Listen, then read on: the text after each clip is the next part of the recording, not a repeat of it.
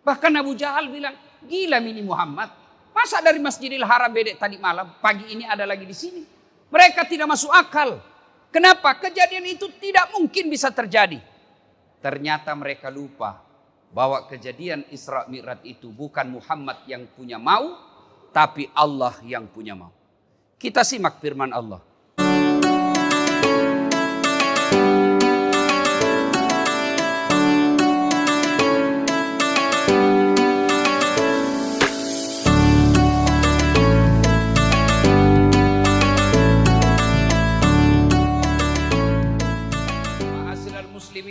Sidang jamaah sholat Jumat yang insya Allah dimuliakan dan dirahmati oleh Allah Subhanahu wa Ta'ala. Kurang lebih 1400 tahun yang lalu terjadilah suatu peristiwa yang sangat spektakuler, yang insya Allah kejadian ini hanya sekali sepanjang perjalanan dunia ini. Apa gerangan peristiwa spektakuler tersebut? Tak lain adalah diperjalankan seorang manusia dari Masjidil Haram di Mekah ke Masjidil Aqsa di Palestina, lalu naik langit pertama sampai langit ketujuh, menuju ke Sidratil Muntaha, berdialog dengan Allah. Setelah segalanya selesai, kembali lagi ke permukaan bumi. Kedengarannya biasa saja. Lalu kenapa dia spektakuler? Karena perjalanannya sangat jauh, sementara waktu yang diperlukan sangat ringkas. Masjidil Haram di Mekah ke Masjidil Aqsa di Palestina, saat itu perjalanan paling cepat pakai kendaraan kuda. Dan berapa lama waktu yang dibutuhkan Makkah Palestina saat itu pakai kuda? 1 bulan, PP 2 bulan. Sementara Nabi menceritakan kejadian Isra Mi'raj ini berangkat bukan 1 malam. Ayat mengatakan lailam, sebagian malam saja. Yang namanya 1 malam dari maghrib sampai subuh. Tapi ini Allah menjelaskan lailam, sebagian malam saja. Dek nagena siweni, tidak cukup 1 malam. Maka mereka tidak percaya. Bahkan Abu Jahal bilang, gila ini Muhammad. Masa dari Masjidil Haram bedek tadi malam, pagi ini ada lagi di sini. Mereka tidak masuk akal. Kenapa? Kejadian itu tidak mungkin bisa terjadi. Ternyata mereka lupa bahwa kejadian Isra Mi'raj itu bukan Muhammad yang punya mau, tapi Allah yang punya mau. Kita simak firman Allah. Bismillahirrahmanirrahim. Subhanalladzi asra bi 'abdihi lailam minal masjidil haram ilal masjidil aqsa alladzi barakna haula linuriyahu min ayatina ila akhiril ayat. Kurang lebih terjemahan ayat ini. Maha suci Allah yang telah memperjalankan hambanya. Apa yang dimaksud memperjalankan? Berarti Allah yang aktif, Nabi Muhammad terima beres. Kalau Allah yang berkehendak, tidak ada yang mustahil. Terima beres. Sama saja saya kasih contoh sederhana. Saya diundang ceramah ke Batu Licin. Saya berangkat jam 8 pagi dari Makassar. Tanpa sepengetahuan saya, ternyata ada semut ikut di kantongku. Jam 8 saya pergi, tiba jam 9, khutbah jam 12, santap siang jam 1, jam 2 balik ke Makassar, jam 3 sebelum jam 4 saya sudah tiba di Makassar. Ternyata semut ini keluar dari kantong dan cerita kepada temannya semut. Saudara-saudara sekalian bangsa semut, baru saja saya pulang dari Batu Licin. Dia bilang semut yang lain, jam berapa kau pergi? Dia bilang tadi pagi, jam 8. Ada mah kau lagi siang di sini. Dia bilang, buktinya kau lihat mah ada di depanmu. Kata semut yang lain, tidak masuk di akal. Kau baru keluar saja dari rumah, dia enjak kau mobil, mati kau, nalepo kau oto. Kata semut, betul yang kau bilang, kalau saya jalan, ini bukan saya jalan. Saya numpang di kantongnya Ustadz Das'ad, dari rumahnya ke bandara naik mobil, dari bandara ke Batu Licin pesawat, pulang juga begitu. Betul saya tidak pernah tinggalkan kantongnya, tapi betul juga saya datang Batu Licin. Tidak masuk di akal. Semut bisa PP Batu Licin beberapa saat saja. Tapi bukan semut yang jalan. Siapa? Das'ad Latif yang jalan. Dia numpang di kantongnya Das'ad.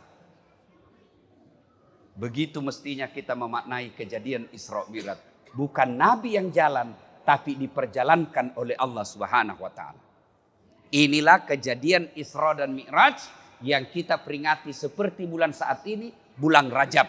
Selalu diingatkan buat kita Isra dan Mi'raj. Nah, pertanyaan pertama, kenapa Nabi diisrakan? Untuk apa Nabi diperjalankan? Dalam Islam ada 2 tahun yang aneh-aneh namanya. 1, tahun gajah, tahun lahirnya Nabi. Kenapa disebut tahun gajah? Karena ada pasukan gajah yang menghancurkan Ka'bah, dengan izin Allah dihancurkan. Yang kedua, tahun duka cita. Kenapa disebut tahun duka cita? Karena 2 orang yang paling mencintai dan dicintai oleh Nabi meninggal pada tahun yang sama. 1, kakek beliau Abdul Muttalib. 2, istri beliau Khadijah meninggal pada tahun yang sama. Maka Nabi pada saat itu menyebutnya disebut tahun duka cita. Mestinya wana Nabi tak sedih, Nabi duka cita. Pada saat Nabi berduka, datanglah perintah Allah melalui malaikat Jibril. Jibril, kau jemput kekasihku Muhammad. Saya mau bawa dia jalan-jalan. Saya mau hibur dia. Kemana? Bukan ke Bali. Kemana? Bukan ke Eropa. Kemana? Langsung ketemu dengan Allah Subhanahu wa ta'ala. Bayangkan, saya saja pernah diundang ceramah ke Istana Wakil Presiden. Bangga saya. Undangan saya itu saya pertontonkan semua kepada keluargaku di kampung. Kita kocule. Kau lihat ini. Saya diundang ke Istana Wakil Presiden. Baru Istana Wakil Presiden kita sudah bangga. Bagaimana kalau Allah yang mengundang? Allah mengundang malaikat. Melalui Jibril, Allah mengundang Muhammad. Muhammad, datang kau menghadap kepada Allah. Untuk apa? Ada pertanyaan, kenapa dari Masjidil Haram ke Masjidil Aqsa? Kenapa mesti ke Masjidil Aqsa? Kenapa tidak dari Masjidil Haram langsung naik ke langit? Kan boros. Dari Mekah bisa langsung ke langit. Dari Madinah bisa langsung ke langit. Kenapa mesti ke Masjidil Aqsa dulu? Kenapa mesti mutar-mutar? Kan bisa dari Mekah langsung ke atas langit. Allah menjawabnya dalam ayat berikutnya. Linuriyahu min ayatina. Untuk memperlihatkan sebagian dari tanda-tanda kebesaran kami. Apa saja yang Allah perlihatkan kepada Nabi? Luar biasa perumpamaan. Nabi pernah melihat ada seorang petani yang menanam 1 biji. Menanam 1 biji. Hebatnya begitu dia tanam langsung tumbuh. Hebatnya lagi langsung berbuah. Luar biasanya lagi begitu dipetik buahnya muncul buah baru. Petik buahnya muncul buah baru. Subhanallah, tanam langsung panen. Di kampungku tanam gagal panen. Ini tanam langsung panen. Makutani Nabi tak bertanya Nabi kepada Jibril. Ya Jibril, siapa gerangan itu? Hebat sekali, tanam langsung panen. Jibril menjawab, itulah umatmu waktu hidup di dunia rajin bersedekah. Membangun masjid, membantu panti asuhan, membantu janda-janda tua, membantu fakir miskin. Itu mereka yang punya lahan tanam, langsung tumbuh dan langsung panen. Allah telah menyediakan lahan di dunia. Silahkan ambil lahan-lahan itu. Lahan itu berupa pembangunan masjid. Lahan itu berupa anak yatim. Lahan itu berarti orang miskin. Di masa-masa pandemik seperti ini. Berapa banyak orang di PHK. Berapa banyak orang punya utang-utang online. Kalau Anda mampu, kalau Bapak Ibu mampu, ringankan beban itu. Itulah tanaman yang tidak pernah habis-habisnya. Lalu Nabi lagi ada melihat orang manusia yang kukunya terbuat dari tembaga api neraka. Dia cakar-cakar mukanya. Dia hancurkan mukanya. Dia makan bangkai di depannya. Lalu Nabi bertanya, ya Jibril siapa itu? Jibril menjawab, itu orang yang suka cerita kejelekannya. Yang suka menyebar-nyebar fitnah. Lalu ada lagi Nabi melihat manusia yang pikulnya, dia ambil beban, dia pikul, tapi dia tidak mampu. Dia berkata kalau bahasa Indonesia, beratnya, tapi dia tambah lagi, beratnya, dia tambah lagi. Dia bilang berat sekali, tapi dia tambah. Nabi bertanya, Jibril siapa itu? Dia tahu berat, tapi dia tambah bebannya. Dia tahu sendiri berat, tapi dia tambahnya lagi. Kata Jibril, itulah umatmu yang diberikan beban pikul, diberikan amanah tapi dia tidak mampu memikulnya. Dia tahu tidak mampu jadi wali kota tapi dia jadi wali kota. Dia tahu tidak mampu jadi gubernur, dia jadikan gubernur. Itulah orang-orang yang tidak mampu memikul beban yang diberikannya. Amanah yang diberikan dia tidak mampu memikulnya. Banyak yang dilihat oleh Nabi tapi waktu terbatas. Naiklah Nabi.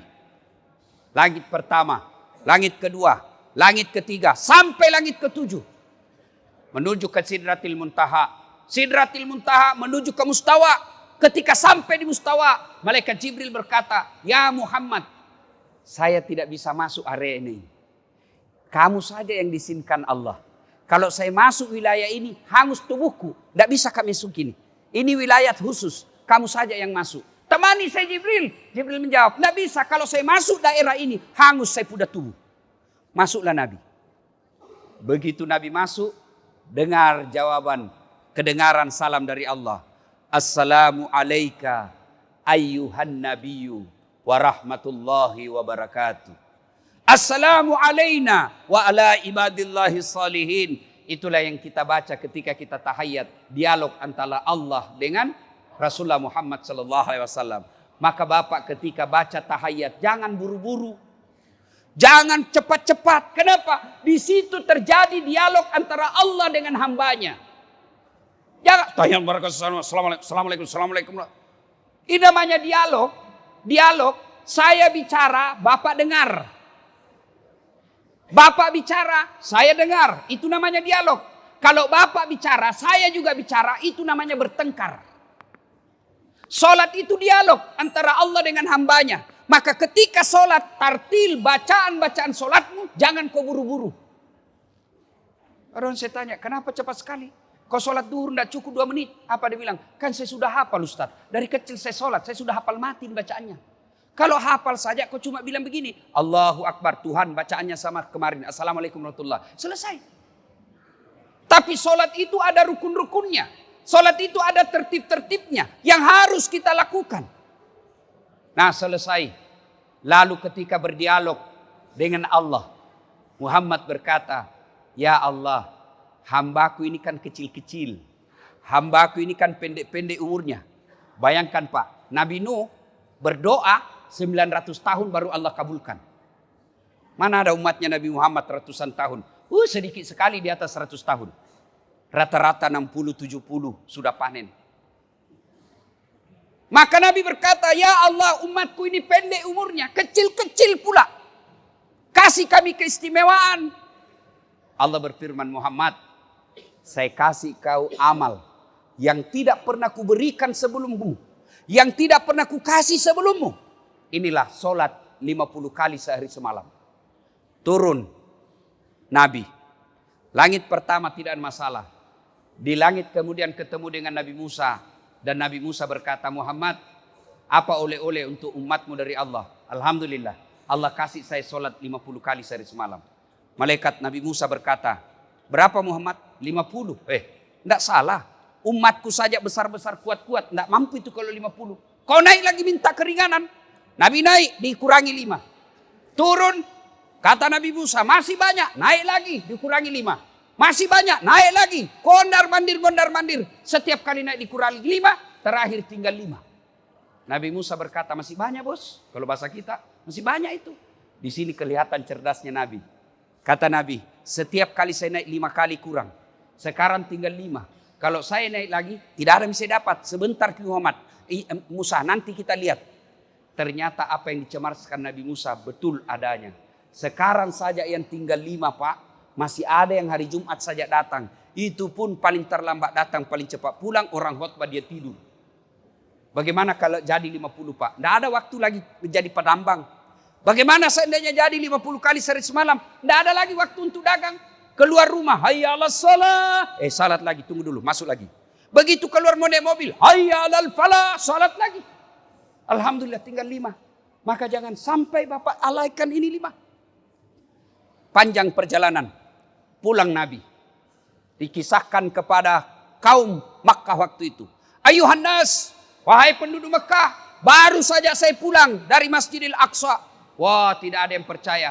Bahkan Abu Jahal pidato, "Saudara-saudara sekalian bangsa Arab, inikah Muhammad yang kau percaya sebagai Nabi? Ternyata dia orang bohong, sudah gila. Katanya dia dari Masjidil Aqsa tadi malam. Hari ini sudah ada di Makkah. Tidak masuk di akal." Begitu juga kita.